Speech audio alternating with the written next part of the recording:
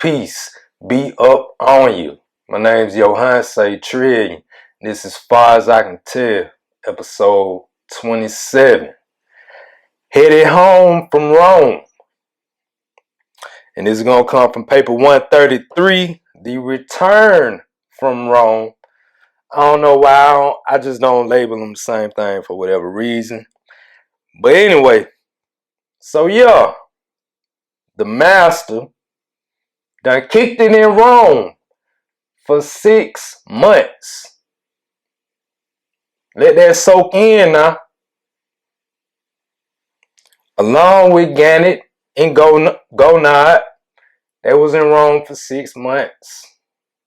And for me, that is a huge revelation. That's monumental. That's like, damn, okay. This thing starting to make sense now as to why this dude is so popular over here in the West. Anyway, he planted a whole lot of seeds while in Rome and gave personal ministry to people of all walks of life. It's amazing. So they've been there for about 6 months and now they headed home. And this is from paper 133, The Return from Rome. When preparing to leave Rome, Jesus said goodbye to none of his friends. Damn. The scribe of Damascus appeared in Rome without announcement and disappeared in like manner. It was a full year before those who knew and loved him gave up hope of seeing him again. Before the end of the second year, small groups of those who had known him found themselves drawn together by their common interest in his teachings and through mutual memory of their good times with him. And these small groups of Stoics, Cynics, and mystery cultists continued to hold these irregular and informal meetings right up to the time of the appearance in Rome of the first preachers of the Christian religion. So he made an impression on people. Now, that ain't hard to believe. You and I know people that leave impressions on people. His was rather extraordinary though. So people that, mess with him started kind of being drawn together by, whatever similar teaching, just that magnetism that comes with truth. To put it short, started meeting up, and all this took place up until the time that that whole gospel started spreading from Palestine, getting back to Rome after his crucifixion and resurrection. So I don't know, it's crazy, man.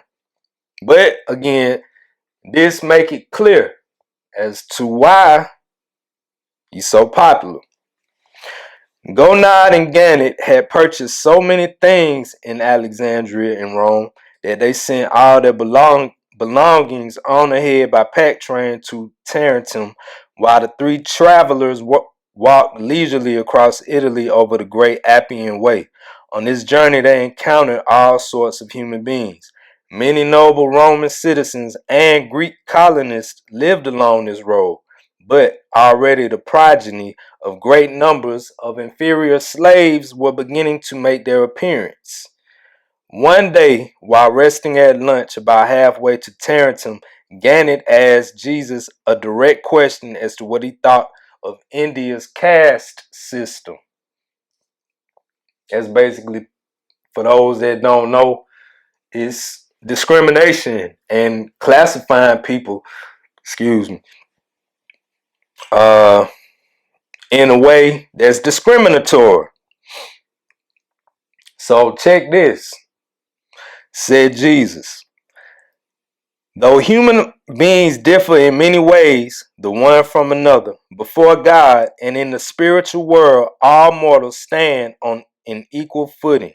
There are only two groups of mortals in the eyes of God: those who desire to do his will and those who do not. As the universe looks upon an inhabited world, it likewise discerns two great classes, those who know God and those who do not. Those who cannot know God are reckoned among the animals of any given realm. Mankind can appropriately be divided into many classes in accordance with differing qualifications as they may be viewed physically, mentally, socially, vocationally, or morally. But as these different classes of mortals appear before the judgment bar of God, they stand on an equal footing. God is truly no respecter of persons. Although you cannot escape the recognition of differential human abilities and endowments in matters intellectual, social, and moral, you should make no such distinctions in the spiritual brotherhood of men when assembled for worship in the presence of God. Part 1. Mercy and Justice. A very interesting incident occurred one afternoon by the roadside as they neared Tarentum. They observed a rough and bullying youth brutally attacking a smaller lad. Jesus hastened to the assistance of the assaulted youth, and when he had rescued him, he tightly held on to the offender until the smaller lad had made his escape. The moment Jesus released the little bully, Gannett pounced upon the boy and began soundly to thrash him, and to Gannett's astonishment, Jesus promptly interfered. After he had restrained Gannett and permitted the frightened boy to escape, the young man, as soon as he got his breath, excitedly exclaimed, "I cannot understand you, teacher. If mercy requires that you rescue the smaller lad, does not justice demand the punishment of the larger and offending youth?" In answering, Jesus said, "Gannett, it is true. You do not understand. Mercy ministry is always the work of the individual, but justice punishment is the function of the social, governmental, or universe administrative groups. As an individual, I am beholden to show mercy. I must go to the rescue of the assaulted lad, and in all consistency, I may employ sufficient force to restrain the aggressor. And that is just what I did. I achieved the deliverance of the assaulted lad. That was the end of mercy ministry. Then I forcibly detained the aggressor a sufficient length of time to enable the weaker party to the dispute to make his escape, after which I withdrew from the affair. I did not proceed to sit in judgment on the aggressor, thus to pass upon his motive, to adjudicate all that entered into his attack upon his fellow, and then undertake to execute the punishment which my mind might dictate as just recompense for his wrongdoing. Granted, mercy may be lavish, but justice is precise. Cannot you discern that no two persons are likely to agree as to the punishment which would satisfy the demands of justice? One would impose 40 lashes, another 20, while still another would advise solitary confinement as a just punishment. Can you not see that on this world such responsibilities had better rest upon the group or be administered by chosen representatives of the group? In the universe, judgment is vested in those who fully know the antecedents of our wrongdoing as well as its motivation. Now that's hard. In the universe, judgment is vested in those who fully know the antecedents of our wrongdoing as well as its motivation. The antecedents, everything that came before it. Only celestial beings are in a position to see everything that led up to wherever in order to make a fair assessment on it. Thou shalt not judge. You can't if you wanted to. In civilized society and in an organized universe, the administration of justice presupposes the passing of just sentence consequent upon fair judgment, and such prerogatives are vested in the juridical groups of the worlds and in the all-knowing administrators of the higher universe of all creation.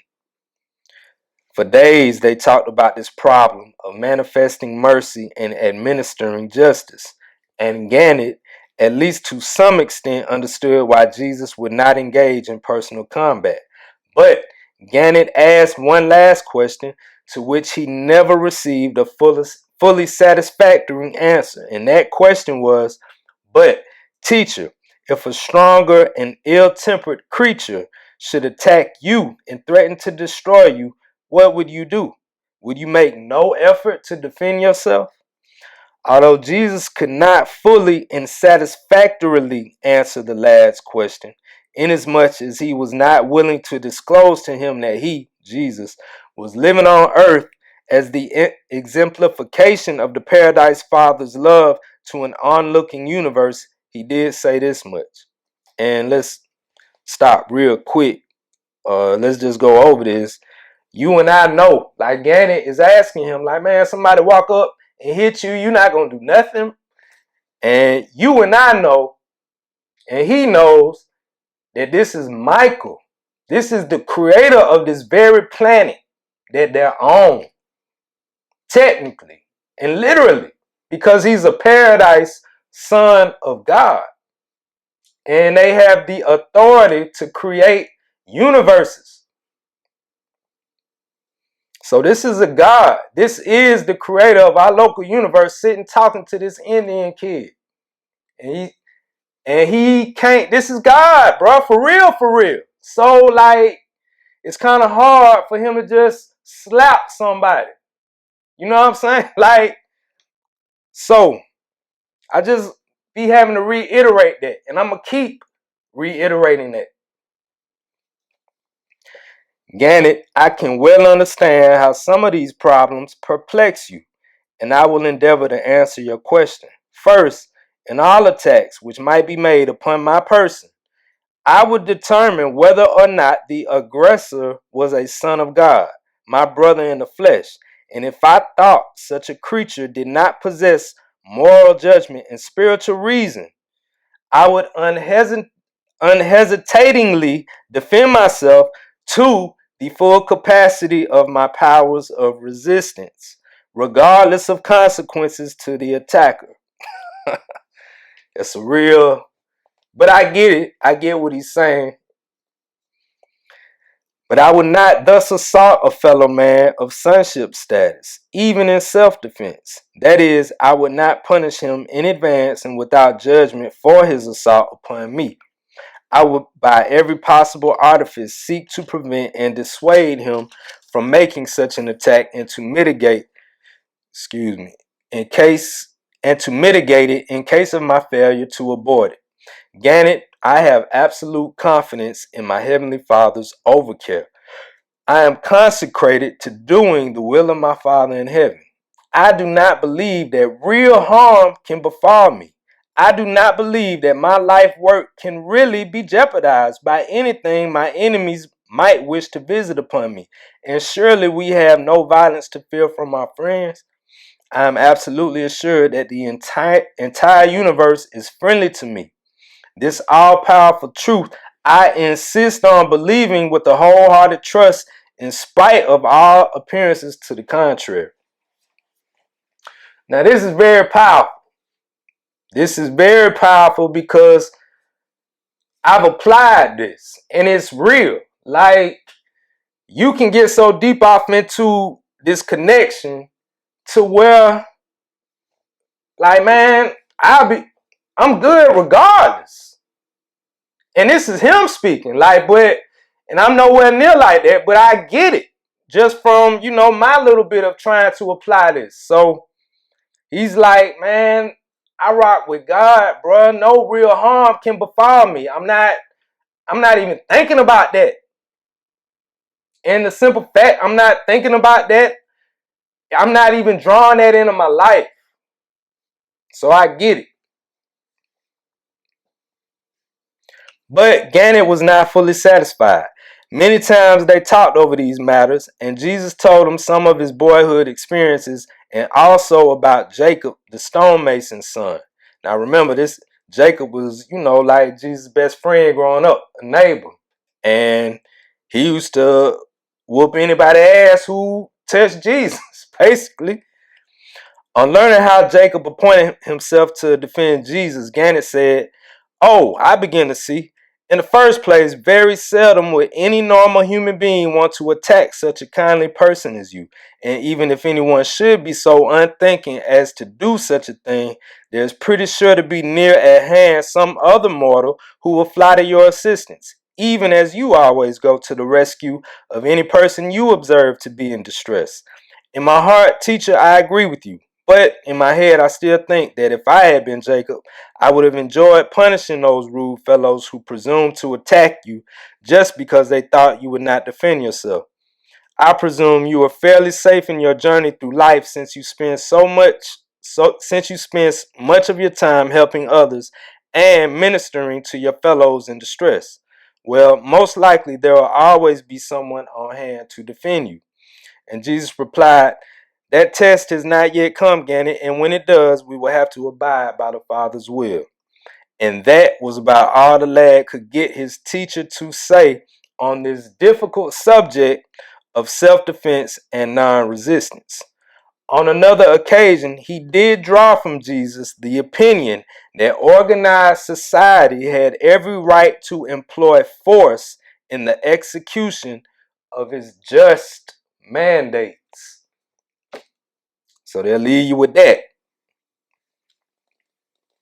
You got a right to defend yourself, especially when you on some real shit. Is what that just said. 2. Embarking at Tarentum. While tarrying at the ship landing, waiting for the boat to unload cargo, the travelers observed a man mistreating his wife. As was his custom, Jesus intervened in behalf of the person subjected to attack. He stepped up behind the irate husband and, tapping him gently on the shoulder, said, "My friend, may I speak with you in private for a moment?" The angry man was nonplussed by such an approach and, after a moment of embarrassing hesitation, stammered out, "Why, yes, what do you want with me?" When Jesus had led him to one side, he said, "My friend, I perceive that something terrible must have happened to you. I very much desire that you tell me what could happen to such a strong man to lead him to attack his wife, the mother of his children, and that right out here before our eyes. I'm sure you must feel that you have some good reason for this assault. What did this woman do to deserve such treatment from her husband? As I look upon you, I think I discern in your face the love of justice, if not the desire to show mercy.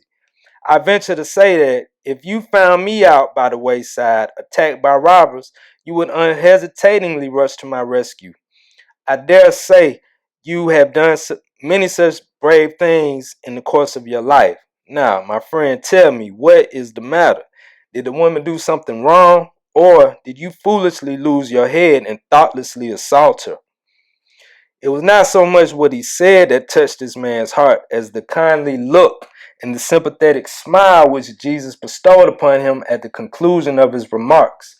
Said the man, "I perceive you are a priest of the cynics, and I am thankful you restrain me. My wife has done no great wrong. She is a good woman, but she irritates me by the manner in which she picks on me in public, and I lose my temper. I'm sorry for my lack of self-control, and I promise to try to live up to my former pledge to one of your brothers who taught me the better way many years ago. I promise you."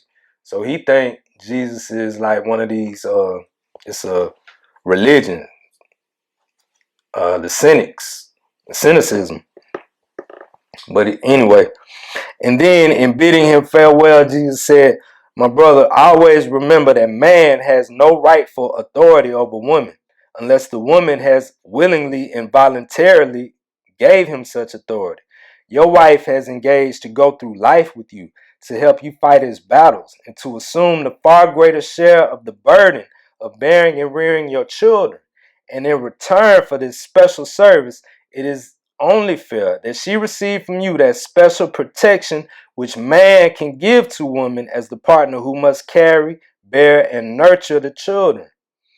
The loving care and consideration which a man is willing to bestow upon his wife and their children are the measure of that man's attainment of the higher levels of creative and spiritual self-consciousness.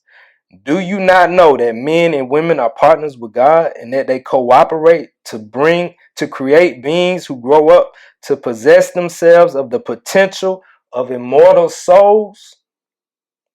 The Father in heaven treats the spirit mother of the children of the universe as one equal to himself.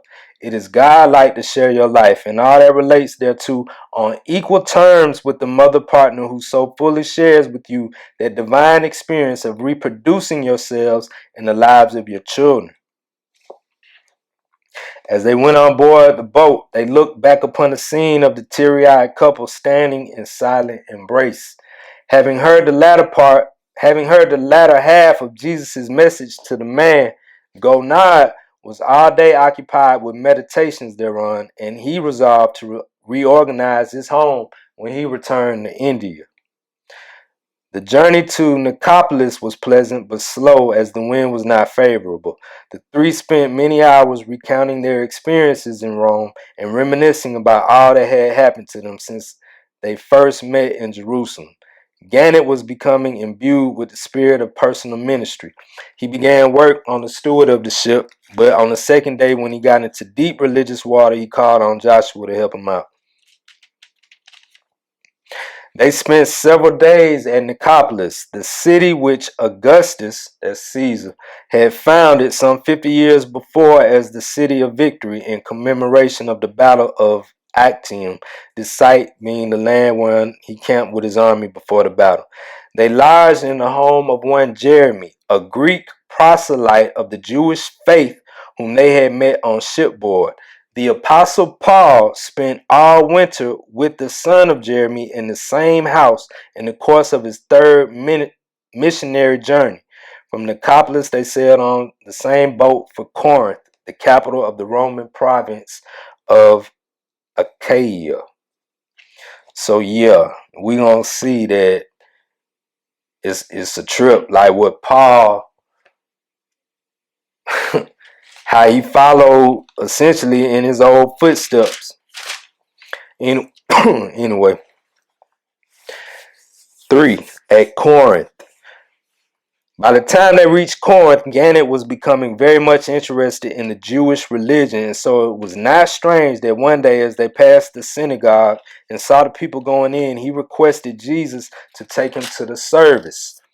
That day they heard a learned rabbi discourse on the, quote, destiny of Israel, end quote. And after the service, they met one Crispus, the chief ruler of this synagogue. Many times they went back to the synagogue services, but chiefly to meet Crispus. Gannett grew to be very fond of Crispus, his wife, and their family of 5 children. He much enjoyed observing how a Jew conducted his family life. While Gannett studied family life, Jesus was teaching Crispus the better ways of religious living. Jesus held more than 20 sessions with this forward-looking Jew, and it is not surprising years afterward, when Paul was preaching in this very synagogue, and when the Jews had rejected his message and had voted to forbid his further preaching in the synagogue, and when he then went to the Gentiles, that Crispus with his entire family embraced the new religion, and that he became one of the chief supports of the Christian church, which Paul subsequently organized at Corinth.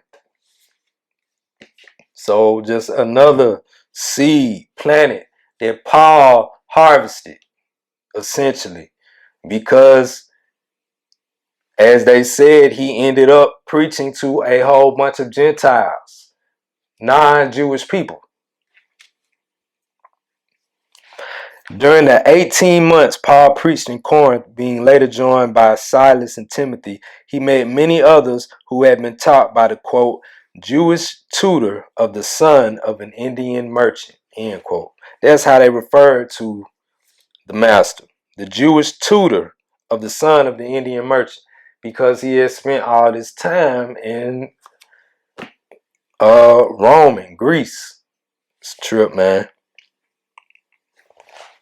And they never knew. Like, this is the dude that they preaching about. At Corinth, they met people of every race hailing from 3 continents. Next to Alexandria and Rome, it was the most cosmopolitan city of the Mediterranean Empire.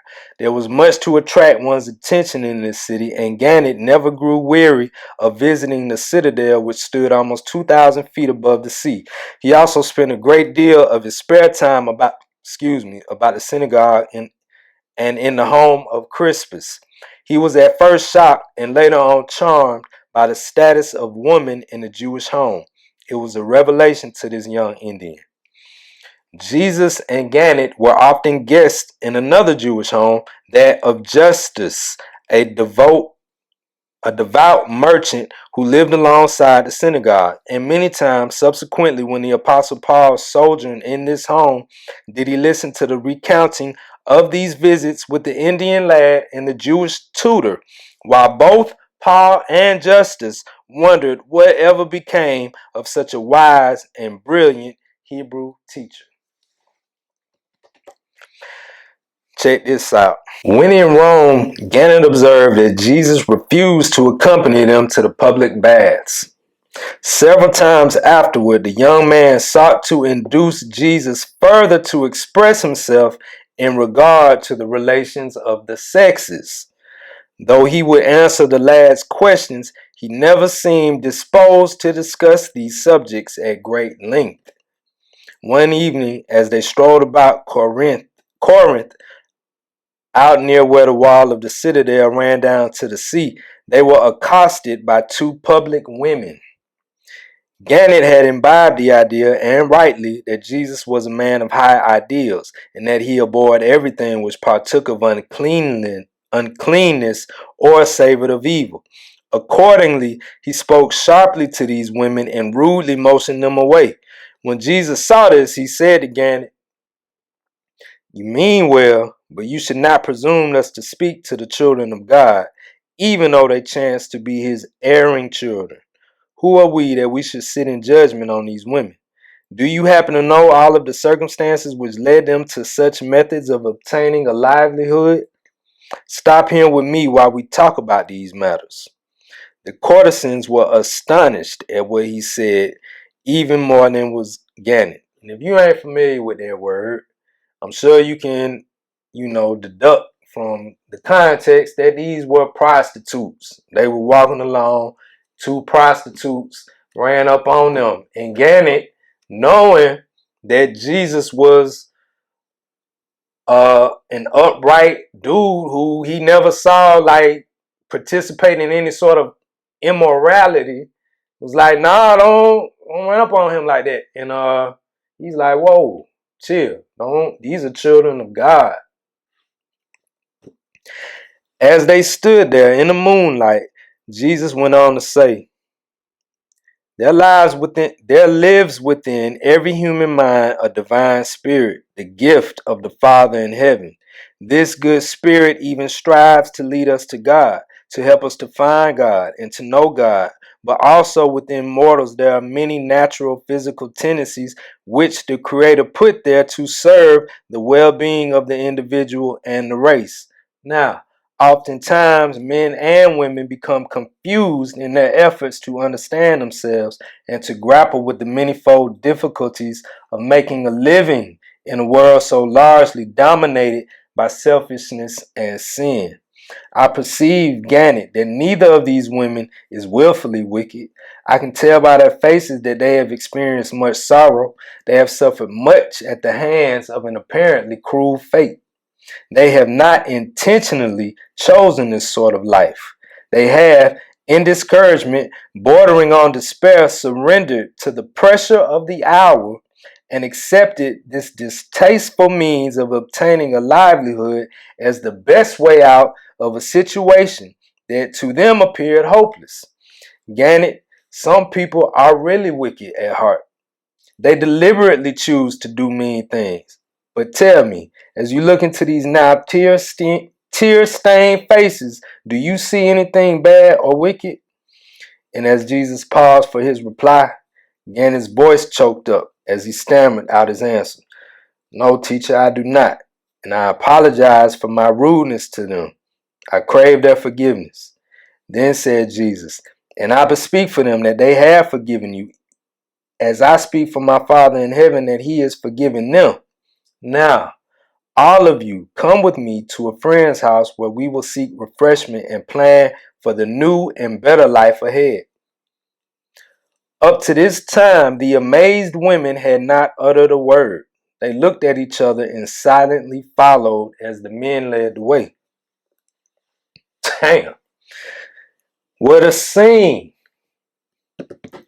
Imagine the surprise of Justice's wife when, at this late hour, Jesus appeared with Gannet and these two strangers, saying, "You will forgive us for coming at this hour, but Gannet and I desire a bite to eat, and we will share it with these our newfound friends who are also in need of nourishment. And besides all this, we come to you with the thought that you will be interested in counseling with us as to the best way to help these women get a new start in life. They can tell you their story, but I surmise they have had much trouble, and their very presence here in your house testifies how earnestly they crave to know good people, and how willingly they will embrace the opportunity to show all the world, and even the angels of heaven, what brave and noble women they can become." When Martha, Justice's wife, had spread the food on the table, Jesus, taking unexpected leave of them, said, "As it is getting late, and since the young man's father will be awaiting us, we pray to be excused while we leave you here together, 3 women, the beloved children of the Most High, and I will pray for your spiritual guidance while you make plans for a new and better life on earth and eternal life in the great beyond." Thus did Jesus and Gannet take leave of the women. So far, the 2 courtesans had said nothing. Likewise was Gannet speechless, and for a few moments so was Martha. But presently she rose to the occasion and did everything for these strangers that Jesus had hoped for. The elder of these 2 women died a short time thereafter, with bright hopes of eternal survival, and the younger woman worked at Justice's place of business and later became a lifelong member of the first Christian church in Corinth. Several times in the home of Crispus, Jesus and Gannet met one Gaius, who subsequently became a loyal supporter of Paul. During these 2 months in Corinth, they held intimate conversations with scores of worthwhile individuals, and as a result of all these apparently casual contacts, more than half of the individuals so affected became members of the subsequent Christian community. When Paul first went to Corinth, and you know what, let me just real quick, again, man, some people, you never know where some people at, who might be watching, whatever. So just real quick, for those that don't know, Paul he didn't kick it with Jesus. Never met the man a day in his life. He was a Jew, he was a Roman citizen, and he spoke Greek. I want to say he was locking up a lot of the early followers of Christ after the crucifixion. Like but he ended up becoming the biggest preacher, and Christianity is centered on Christ, but Christianity is something different than the raw life and teachings of Jesus. That's really all you need. Christianity is something else. It's a socio-economic, political type of institution that sprung from the idea of a religion, which is based on the life of Christ, but it's a whole bunch of other stuff. It's very stepped on. So Paul, anyway, he is the one who, even though he spread this message to the West, and for those that don't know, that's the Western Hemisphere. That's white people. That's Europe. That's the subsequent, the Americas. where we live now. That's the West. And he started in, like Europe. So anyway, all that to say, but he's a big deal as far as spreading Christianity early. And a lot of it, again, as we see though, had to do with the fact that Jesus actually roamed Rome and other places on this tour. So just a little, side note for those that don't know.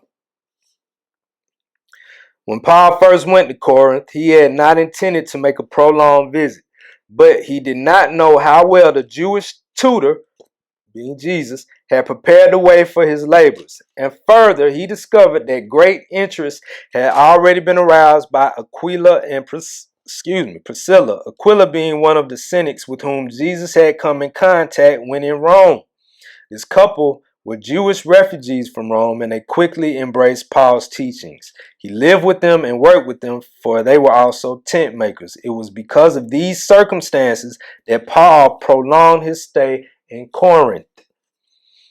Now, part 4 is personal work in Corinth. And this is a lot of, just for the sake of time, I don't think I'm going to read every last one of these. I'll skip through a little bit. But again, it's paper 133, The Return from Rome, on part 4. Jesus and Gannett had many more interesting experiences in Corinth.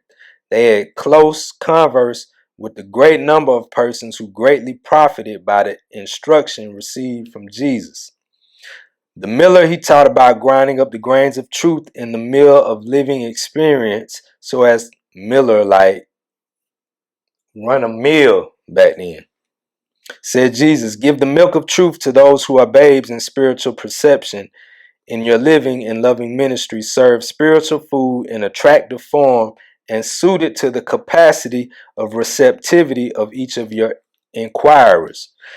To the Roman centurion, he said, render unto Caesar the things which are Caesar's, and unto God the things which are God's. The sincere service of God and the loyal service of Caesar do not conflict unless Caesar should presume to arrogate to himself that homage which alone can be claimed by deity. Loyalty to God, if you should come to know him, would render you all the more loyal and faithful in your devotion to a worthy emperor. Now, Caesar, the emperor of Rome. This was something he said, like, you living in this world, man. Like, it's a certain thing you're just already born into. There's structure that man has created. There's systems, institutions, and whatnot. They just happen to be born under the Roman Empire.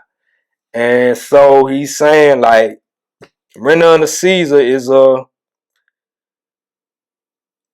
it's a way to kind of avoid little minor shit with the government, so to say, until the government is trying to become your God. Then you have a problem. And that's when, you you buck on that. They essentially approach that. We there now. But anyway, I'm going to skip down. This is an interesting one. To the Roman judge, he said, as you judge men, remember that you yourself will also someday come to judgment before the bar of the rulers of a universe. Judge justly, even mercifully, even as you shall someday thus crave merciful consideration at the hands of the supreme arbiter. Judge as you would be judged under similar circumstances, thus being guided by the spirit of the law as well as by its letter.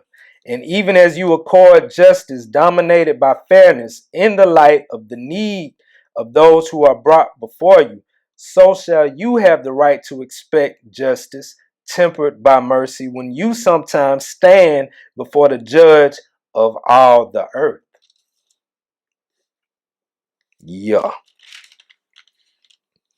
To the runaway lad, Jesus said, remember, there are two things you cannot run away from, God and yourself. Wherever you may go, you take with you yourself and the Spirit of the Heavenly Father which lives within your heart.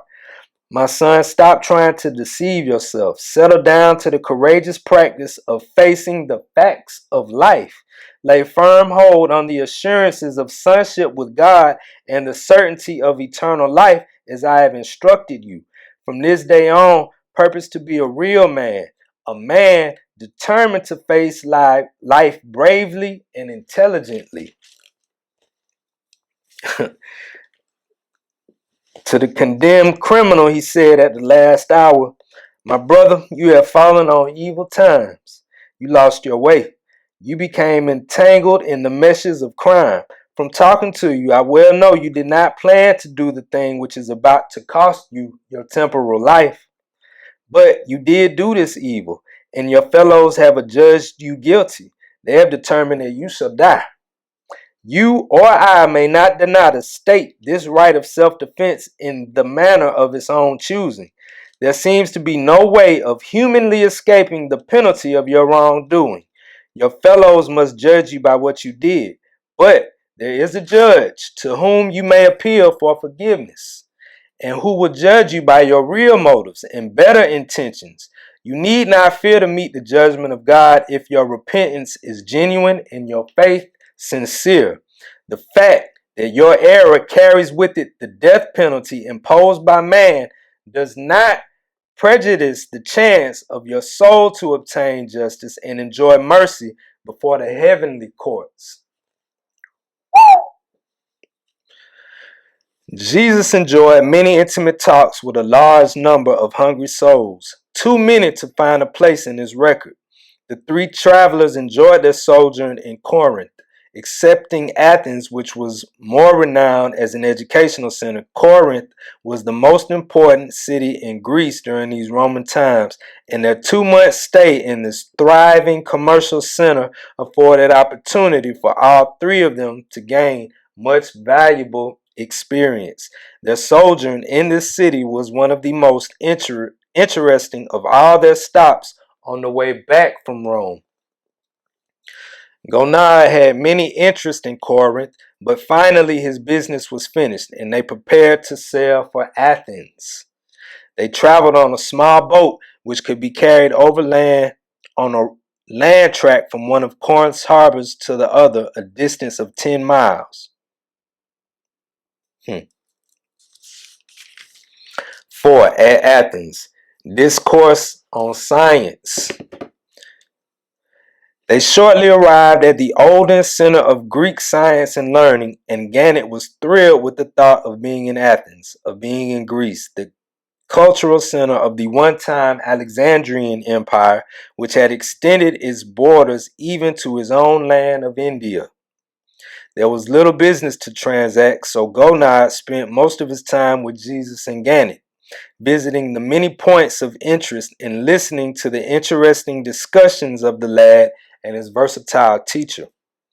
A great university still thrived in Athens, and the trio made frequent visits to its halls of learning. Jesus and Gannett had thoroughly discussed the teachings of Plato when they attended the lectures in the museum at Alexandria. They all enjoyed the art of Greece, examples of which were still to be found here and there about the city. Both the Father and the Son greatly enjoyed the discussion on science which Jesus had at their inn one evening with a Greek philosopher. After this pedant had talked for almost 3 hours, and when he had finished his discourse, Jesus, in terms of modern thought, said, I'm not going to read all of it, but there's some interesting things I do want to get through. So in modern phraseology, this is the master speaking on science.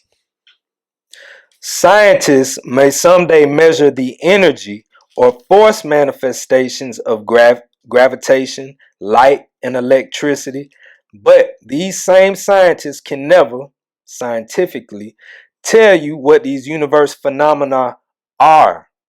Science deals with physical energy activities. Religion deals with eternal values.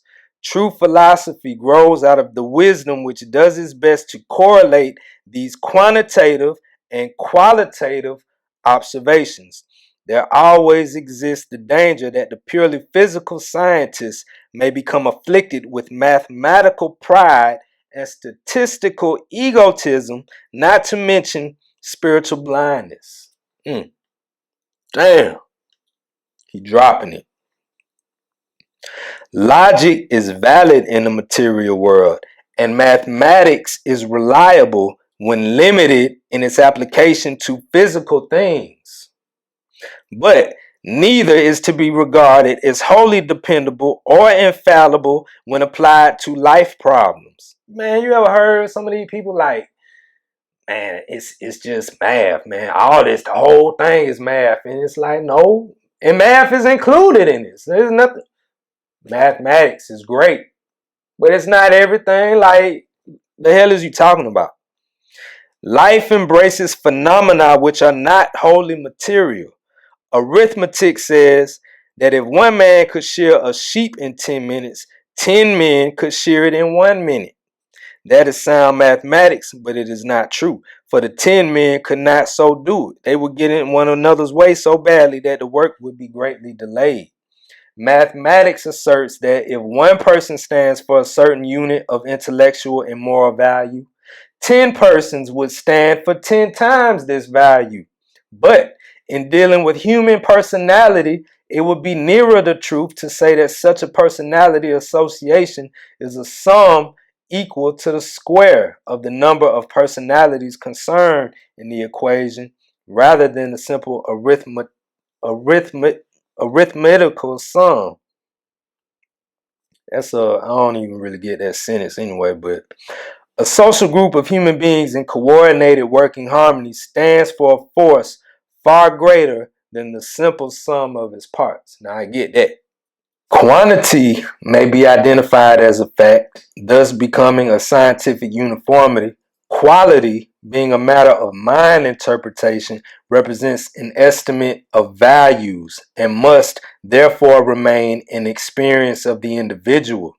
When both science and religion become less dogmatic and more tolerant of criticism, philosophy will then begin to achieve unity in the intelligent comprehension of the universe. He goes on to say a little bit more, but it gets a little heady, and I'm just going to skip on down for the sake of time. I'm going to skip a few paragraphs.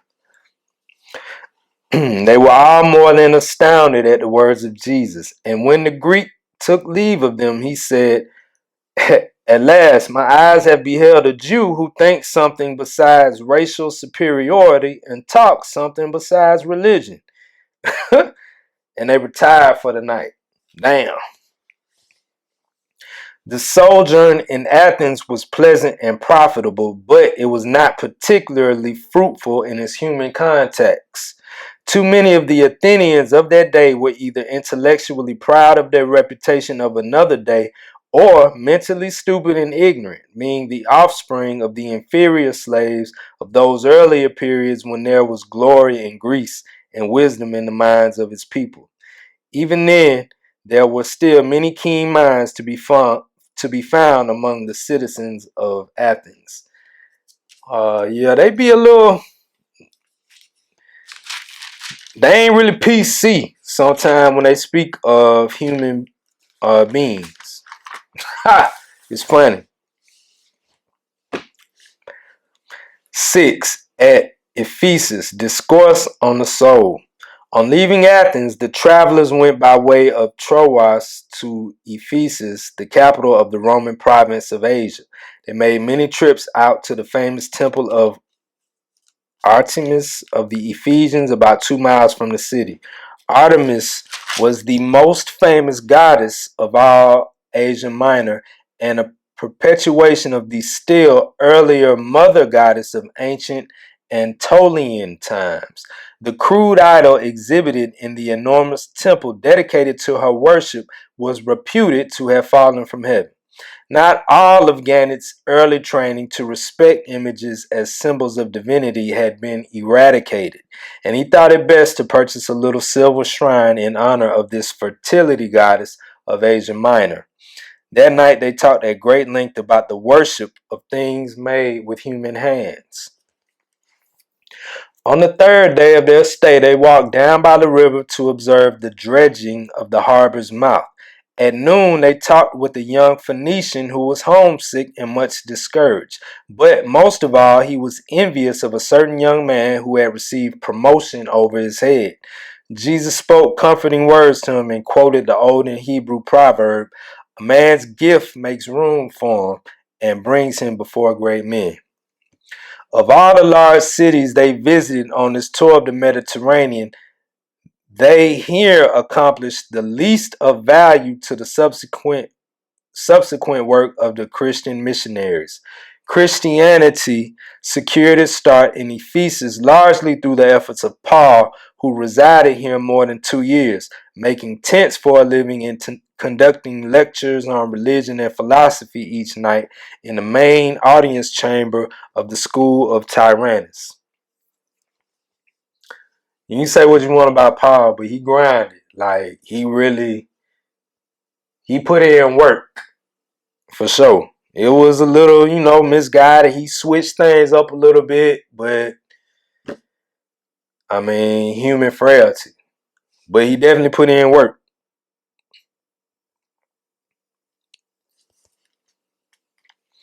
There was a progressive thinker connected with this local school of philosophy, and Jesus had several profitable sessions with him. In the course of these talks, Jesus had repeatedly used the word soul.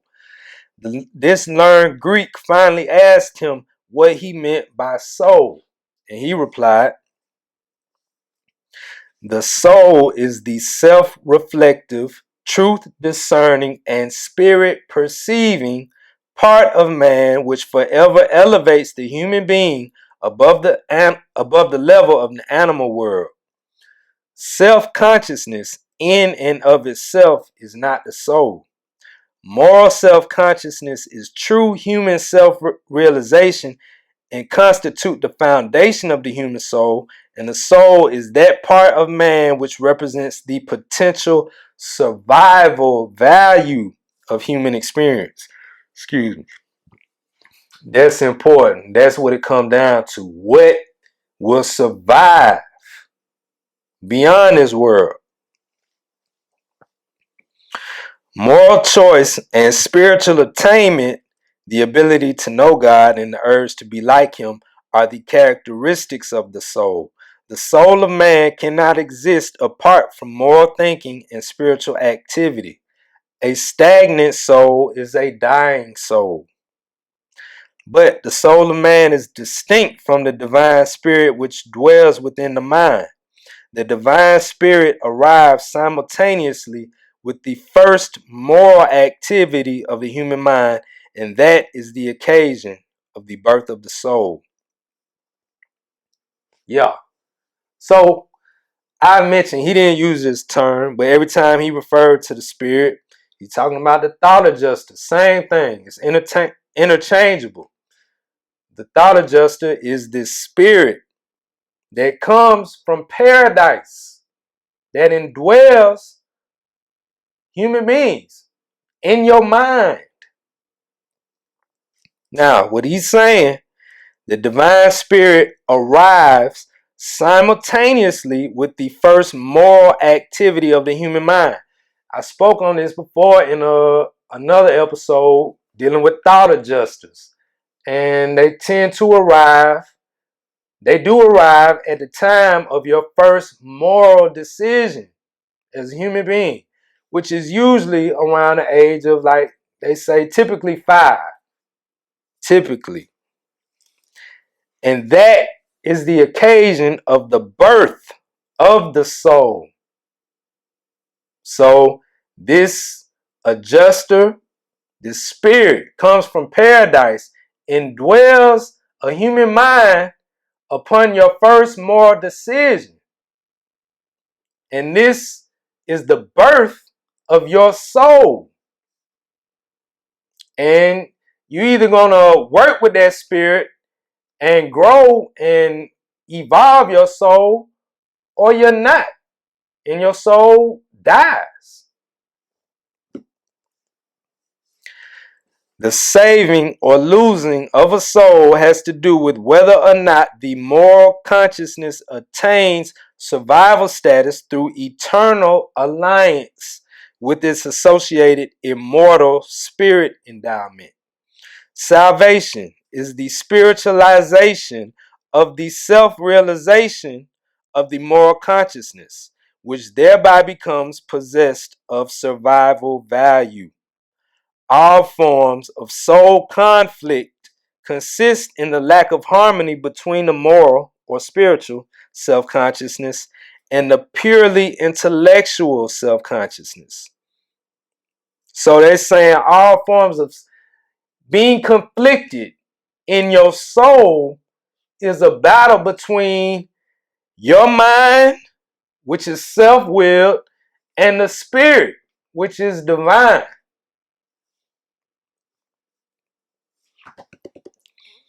The human soul, when matured, ennobled, and spiritualized, approaches the heavenly status in that it comes near to being an entity intervening between the material and the spiritual, the material self and the divine spirit. The evolving soul of a human being is difficult of description and more difficult of demonstration because it is not discoverable by the methods of either material investigation or spiritual proving. There's no microscope man can make that will ever uncover this. There's no instrument man can make that will ever witness and observe your soul, because it's not a material phenomenon.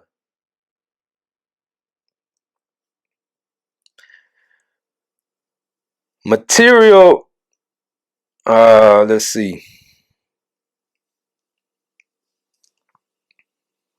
Material science cannot demonstrate the existence of a soul, neither can pure spirit testing. I'm not even sure what that is. Notwithstanding the failure of both material science and spiritual standards to discover the existence of the human soul, every morally conscious mortal knows of the existence of his soul as a real and actual personal experience. Now, that I can relate to. All that to say, I know that there's something inside me that is greater than anything like I can touch. It's beyond what I can touch. There's just I don't know, an energy for for people who got souls. You know what it is. Can't nobody tell you. You feel me? Like, you know what it is. 7. The Sojourn at Cyprus. Discourse on Mind. Shortly, the travelers set sail for Cyprus, stopping at Rhodes. They enjoyed the long water voyage and arrived at their island destination much rested in body and refreshed in spirit. It was their plan to enjoy a period of real rest and play on this visit to Cyprus, as their tour of the Mediterranean was drawing to a close. They landed at Paphos and at once began the assembly of supplies for their sojourn of several weeks in the nearby mountains. On the third day after their arrival, they started for the hills with their well-loaded pack animals. For 2 weeks, the trio greatly enjoyed themselves, and then, without warning, young Gannett was suddenly taken grievously ill. For 2 weeks, he suffered from a raging fever, oftentimes becoming delirious. Both Jesus and Gonard were kept busy attending the sick boy. Jesus skillfully and tenderly cared for the lad, and the father was amazed by both the gentleness and adeptness manifested in all his ministry to the afflicted youth. They were far from human habitations, and the boy was too ill to be moved, so they prepared as best they could to nurse him back to health right there in the mountains. During Gannett's convalescence of 3 weeks, Jesus told him many interesting things about nature and her various moods, and what fun they had as they wandered over the mountains. The boy asking questions, Jesus answering them, and the father marveling at the whole performance. The last week of their sojourn in the mountains, Jesus and Gannon had a long talk on the functions of the human mind. After several hours of discussion, the lad asked this question: "But, teacher, what do you mean when you say that man experiences a higher form of self-consciousness than do the higher animals?" And as restated in modern phraseology, Jesus answered. Now, I'm not even going to, it's a lot. He speaks on the mind, and I'm just going to say a little bit of it. "My son, I have already told you much about the mind of man and the divine spirit that lives therein. But now let me emphasize that self-consciousness is a reality. When any animal becomes self-conscious, it becomes a primitive man. That's like, oh, I'm here, I'm alive. And you knowing that, like, knowing your experience, like that you're experiencing. The experience of that is consciousness. And let them tell it, every animal don't have that. Animals aren't self-reflecting in that way. They're more on a survival tip. They have minds, but they're not operating in that sense. Such an attainment results from coordination of function between impersonal energy and spirit conceiving mind, and it is this phenomenon which warrants the bestowal of an absolute focal point for the human personality, the spirit of the Father in heaven." It gets a little heady too, so I don't want to,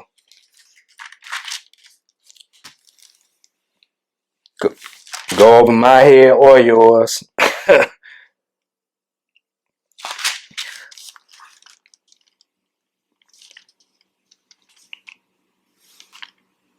But it's some interesting takes. He's speaking on the mind, the human mind. And really, for the sake of time, I'm just kind of going to skip it. The next day, they departed for Salamis, where they embarked for Antioch on the Syrian coast. 8. And we winding down at Antioch. Antioch was the capital of the Roman province of Syria, and here the imperial governor had his residence. Antioch had 500,000 inhabitants. It was the third city of the empire in size and the first in wickedness and flagrant immorality. Gonad had considerable business to transact, so Jesus and Gannet were much by themselves. They visited everything about this polyglot city except the grove of Daphne. Gonad and Gannet visited this notorious shrine of shame, but Jesus declined to accompany them. Such scenes were not so shocking to Indians, but they were repellent to an idealistic Hebrew. And I never took the time to look up what that was, but I will subsequently. Jesus became sober and reflective as he drew nearer Palestine and the end of their journey. He visited with few people in Antioch. He seldom went about in the city. After much questioning as to why his teacher manifested so little interest in Antioch, Gannet finally induced Jesus to say, "This city is not far from Palestine. Maybe I should come back here sometime." Gannet had a very interesting experience in Antioch. This young man had proved himself an apt pupil and already had begun to make practical use of some of Jesus' teachings.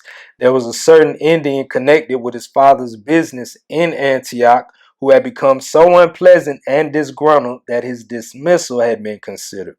When Gannon heard this, he betook himself to his father's place of business and held a long conference with his fellow countrymen. This man felt he had been put at the wrong job. Gannet told him about the Father in heaven and in many ways expanded his views of religion. But of all that Gannet said, the quotation of a Hebrew proverb did the most good, and that word of wisdom was, "Whatsoever your hand finds to do, do that with all your might." After preparing their luggage for the camel caravan, they passed on down to Sidon and thence over to Damascus. And after 3 days, they made ready for the long trek across the desert sands. So yeah, you're getting back close to home. That desert. 9, in Mesopotamia. The caravan trip across the desert was not a new experience for these much-traveled men. After Gannett had watched his teacher help with the loading of their 20 camels and observed him volunteer to drive their own animal, he exclaimed, "Teacher, is there anything that you cannot do?" Jesus only smiled, saying, "The teacher surely is not without honor in the eyes of a diligent pupil." And so they set forth for the ancient city of Ur, which is in Mesopotamia, which, is pretty much we consider modern day Iraq. And, if you've been watching this show, it's a long history in that area though. That's what Prince Caligasta first set up when he came to this planet some 500,000 years ago. Him and the staff of 100. But we've been through that. But just to say, that particular area of the earth, it's a lot of energy coming from that place there for years, millennia, hundreds of them. Jesus was much interested in the early history of Ur, the birthplace of Abraham, and he was equally fascinated with the ruins and traditions of Susa, so much so that Gonad and Gannett extended their stay in these parts 3 weeks in order to afford Jesus more time to conduct his investigations and also to provide the better opportunity to persuade him to go back to India with them. It was at Ur that Gannett had a long talk with Jesus regarding the difference between knowledge, wisdom, and truth. And he was greatly charmed with the saying of the Hebrew wise man, "Wisdom is the principal thing. Therefore, get wisdom. With all your quest for knowledge, get understanding. Exalt wisdom, and she will promote you. She will bring you to honor if you will but embrace her." At last, the day came for the separation. They were all brave, especially the lad, but it was a trying ordeal. They were tearful of eye, but courageous of heart. In bidding his teacher farewell, Gannett said, "Farewell, teacher, but not forever. When I come again to Damascus, I will look for you. I love you, for I think the Father in heaven must be something like you. At least I know you are much like what you have told me about him. I will remember your teaching, but most of all, I will never forget you." Said the Father, "Farewell to a great teacher, one who has made us better and helped us to know God." And Jesus replied, "Peace be upon you, and may the blessing of the Father in heaven ever abide with you." And Jesus stood on the shore and watched as the small boat carried them out to their anchored ship. Thus the master left his friends from India at Carix, never to see them again in this world, nor were they in this world ever to know that the man who later appeared as Jesus of Nazareth was this same friend they had just taken leave of, Joshua, their teacher. In India, Gannett grew up to become an influential man, a worthy successor of his eminent father, and he spread abroad many of the noble truths which he had learned from Jesus, his beloved teacher. Later on in life, when Gannett heard of the strange teacher in Palestine who terminated his career on the cross, though he recognized the similarity between the gospel of this Son of Man and the teachings of his Jewish tutor, it never occurred to him that these two were actually the same person. Thus ended that chapter in the life of the Son of Man, which might be termed the mission of Joshua the teacher. That was that. That was paper 133, The Return from Rome. we about to start getting into some familiar territory for sure. I know a lot of this complete revelation, never heard before for 99% of this audience. And but we about to get into some some more familiar territory. We're approaching the time of his public ministry, and we about to hit the gas, and this thing turns up, man. But with some spectacular details, bro. The vividness of this it's amazing, bro. But anyway, that was that, man. Peace.